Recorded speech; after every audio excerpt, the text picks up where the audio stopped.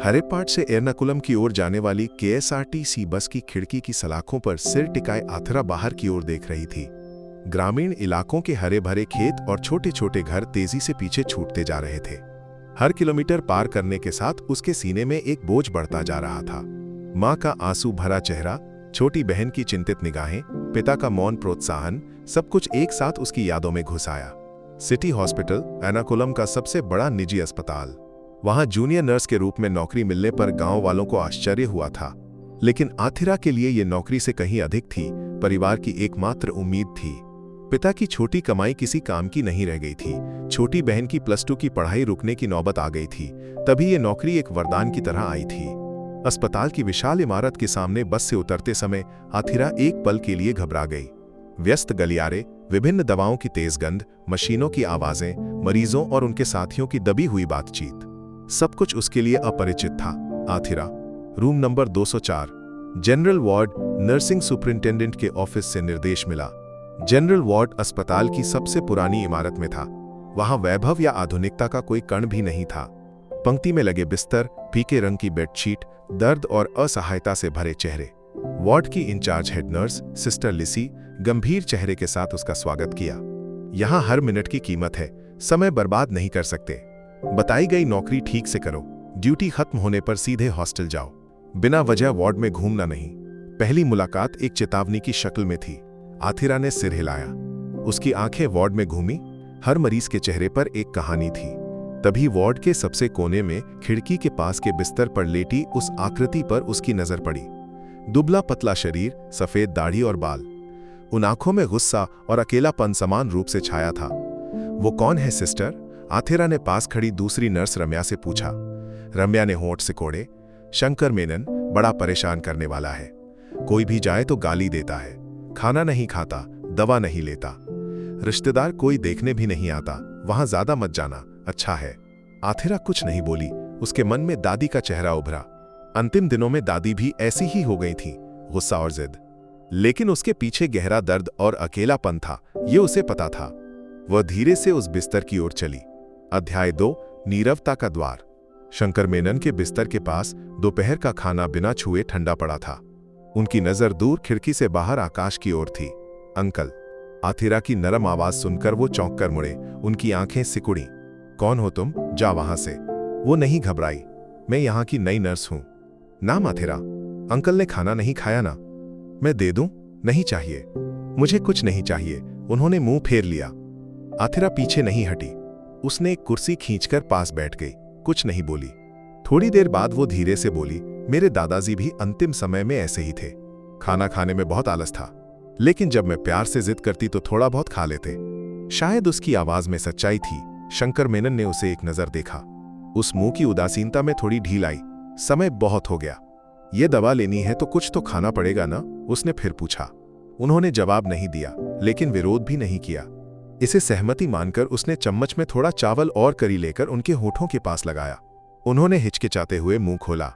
2-3 चम्मच खाने के बाद काफी है का इशारा किया। उसकी ड्यूटी का समय खत्म होने वाला था।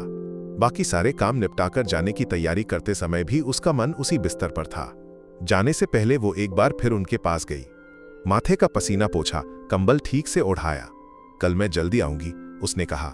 वह वार्ड से बाहर निकलने लगी, तभी सिस्टर लिसी की आवाज सुनाई दी। 1 मिनट। आथिरा रुक गई। ड्यूटी टाइम खत्म हुए 15 मिनट हो गए। क्या कर रही हो यहाँ? वो पेशेंट, शंकर मेनन। ओह, उस सिरदर्द के पास थी। देखो, हर पेशेंट के पीछे पड़ने का समय हमारे पास नहीं है। हमारा काम किया, घंटी बजी, हम चले गए, बस इतना ही। ये चैरिटी संस्था नहीं है, समझी? माफ कीजिए सिस्टर। आथिरा ने सिर झुकाया। हॉस्टल की ओर जाते रास्ते में सिस्टर लिसी के शब्द उसके मन में गूंजते रहे, लेकिन उससे ज्यादा शंकर मेनन का असहाय चेहरा उसके मन में भरा था। दिन बीतते गए। आथिरा की दिनचर्या का हिस्सा शंकर मेनन बन गए। सिस्टर लिसी की नजरें चुराकर वो उनके लिए समय निकालती, उनसे बात करती, गांव की खबरें सुनाती, छोटी बहन की शरारतें बताती। ज्यादातर बार जवाब एक या नजर से मिलता। एक दिन उनकी बेडशीट बदलते समय तकिए के नीचे से एक पुरानी ब्लैक एंड व्हाइट फोटो मिली। एक सुंदर महिला की तस्वीर। उसने उसे उनके हाथ में दे दिया। शंकर मेनन की सूखी आंखें नम हो गईं, होंठ कांपे। शारदा, वह उनकी पत्नी का नाम था। उसने अनुमान लगाया। उस फोटो को उसने सुरक्षित उनके टेबल पर रख दिया। बाद में उन्हें खाना खिलाते हुए वो अनजाने में एक पुराना गाना गुनगुनाने लगी, एक फूल बस मेरे फूलों के गुच्छे में रख लूं मैं। अचानक शंकर मेनन ने उसे घूरा। वो शारदा को पसंद का गाना है। वर्षों बाद साफ शब्द निकले। आथिरा खुशी नहीं संभाल पाई। उस दिन से उसने उन्हें पुराने गाने सुनाने शुरू कर दिए। कभी वे साथ गुनगुनाते, कभी आंखें बंद करके आनंद लेते। उनके बीच में शब्दों से परे एक बंधा बन रहा था। लेकिन ये निकटता सिस्टर लिसी की नजर में आ गई। तुम्हें उस आदमी से क्या इतना विशेष लगाव है? क्या उसके रिश्तेदार तुम्हें पैसे दे रहे हैं? एक बार उन्होंने सबके सामने पूछा। आथिरा की आंखें भर आईं। नहीं सिस्टर, मुझे वो अपने दादा जैसे। दादा की कहानी यहां नहीं चाहिए, यहां तुम सिर्फ नर्स हो, याद रखना। उस रात आथिरा हॉस्टल के कमरे में बहुत रोई। इस नौकरी को छोड़ देने का ख्याल भी आया, लेकिन शंकर मेनन का चेहरा याद आते ही उसने मन से वो विचार निकाल दिया। उसी हफ्ते वो आदमी अस्पताल में दिखने लगा। 40 के करीब उम्र, महंगा सूट, गंभीर भाव। वो अस्पताल के विभिन्न भागों में घूमता, चुपचाप सब कुछ निरीक्षण करता। कभी डॉक्टरों के कमरे के बाहर इंतजार करता, कभी वार्डों के बरामदे में टहलता। किसी ने उसे ज्यादा ध्यान नहीं दिया। आदर्श मेनन नाम था उसका, अमेरिका की एक बड़ी टेक कंपनी का प्रमुख। एर्नाकुलम सिटी हॉस्पिटल खरीदने के चर्चाओं के लिए था। सौदा पक्का करने से पहले अस्पताल की असली स्थिति को खुद देखने का फैसला किया था उसने। ऐसे ही एक विजिट के दौरान जनरल वार्ड के कोने में उपेक्षित तरीके से लेटे अपने पिता को उसने देखा। एक पल के लिए आदर्श की दुनिया ठहर गई। वर्षों पहले बिजनेस विवाद के कारण पिता से अलग हो गया था। उसके बाद एक शब्द भी नहीं बोला। पिता को दुर्घटना हुई और अच्छे अस्पताल में भर्ती किया गया है, ये विश्वास किया था। हर महीने इलाज के लिए बड़ी रकम भेजता था, लेकिन वे उसे धोखा दे रहे थे, ये उस पल समझ आया। लग्जरी रूम की जगह इस नर्क जैसे जनरल वार्ड में उसके पिता। अपराध बोध से उसका सीना जलने लगा। खुद को जाहिर किए बिना चीजों को निरीक्षण करने का फैसला किया। दूर से वो अपने पिता को देखता। दर्द और अकेलेपन से भरा वह चेहरा देखकर उसकी आंखें भर आईं। तभी उसने आथिरा को नोटिस किया। एक फरिश्ते की तरह वो उसके पिता के पास जाती, प्यार से बात करती, खाना खिलाती, कंबल ठीक करती। दिनों तक आदर्श ने ये देखा। अन्य नर्सों की उपेक्षा और आथिरा की निस्वार्थ देखभाल उसे साफ दिखाई दे रही थी। एक दिन सिस्टर लिसी आथिरा को सार्वजनिक रूप से डांटती हुई उसने देखा। आथिरा आंसुओं के साथ सिर झुकाए खड़ी थी। यह दृश्य उसके मन में घाव कर गया। उसने अस्पताल के सीसीटीवी फुटेज चेक करने का फैसला किया। वो एक भारी बारिश वाली रात थी। शहर पानी में डूबा हुआ था। तेज बिजली और गरज में अस्पताल की बिजली चली गई। बैकअप जनरेटर चला, लेकिन पुरानी इमारत के जनरल वार्ड की लाइन में खराबी आ गई। वार्ड अंधेरे में डूब गया। मरीज डर से चीखने लगे। ड्यूटी पर मौजूद नर्सें क्या करें समझ नहीं पाईं। इस हंगामे में शंकर मेनन को सांस की तकलीफ शुरू हो गई। उनका शरीर कांपने लगा और सांस फंस गई। ड्यूटी पर रम्या घबरा गई। डॉक्टर को बुलाया, लेकिन इमरजेंसी वार्ड की भीड़ के कारण देरी होगी, जवाब मिला। उसे एक ही व्यक्ति याद आया, माइनस आथिरा। हॉस्टल में सोने की तैयारी कर रही आथिरा को रम्या ने फोन किया। आथिरा जल्दी आ, शंकर मेनन सर की हालत बहुत खराब है, सांस नहीं मिल रही। आथिरा ने कुछ नहीं सोचा, छाता भी नहीं लिया और बारिश में दौड़ पड़ी। अस्पताल पहुंचकर फोन की रोशनी में अंधेरे गलियारों से जनरल वार्ड की ओर भागी। वहां पहुंचकर चारों ओर हंगामा था। वो सीधे शंकर मेनन के पास दौड़ी। उनकी हालत देखकर उसे समझ आया। अचानक याद आते ही वो नर्स स्टेशन की ओर दौड़ी, नेबुलाइजर लेकर आई। उनके पिछले मेडिकल रिकॉर्ड उसे याद थे, इसलिए कौन सी दवा चाहिए पता था। डॉक्टर आने से पहले ही उसने प्राथमिक उपचार दिया। धीरे धीरे उनकी सांस सामान्य हुई। थोड़ी देर बाद डॉक्टर और बिजली बहाल करने वाले कर्मचारी आए। डॉक्टर ने आथिरा की प्रशंसा की। आथिरा की समय पर हस्तक्षेप से पेशेंट बच गया।